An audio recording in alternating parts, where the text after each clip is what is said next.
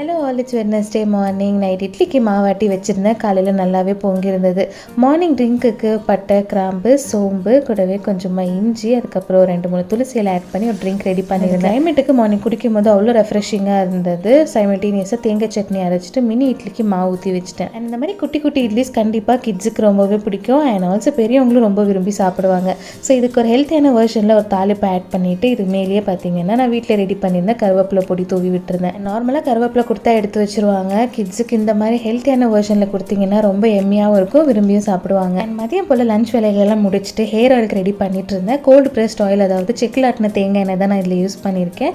இதில் ஆட் பண்ணியிருக்கிற இன்க்ரீடியன்ஸ் 21 பொருட்களுக்கும் மேலே எஃபெக்டிவாக நம்ம முடிக்கு தேவையாக இருக்கிறது மட்டும்தான் நான் ஆட் பண்ணியிருக்கேன். முக்கியமாக வெள்ளை கரிசலாங்கண்ணி, ஆவாரம்பூ, பன்னீர் ரோஸ், ரோஸ்மேரி, ஸோ இந்த மாதிரி நிறைய பொருட்கள் நான் இதில் ஆட் பண்ணி அதை பக்குவமாக ரெடி பண்ணியிருக்கேன். அண்ட் ஆயில் ரெடி ஆனதுக்கப்புறமா ஒரு நாளெல்லாம் இதுலேயே நல்லா ஊறட்டும். அடுத்த வீடியோவில் கண்டினியூ பண்ணுறேன் ஃப்ரெண்ட்ஸ். பாய்.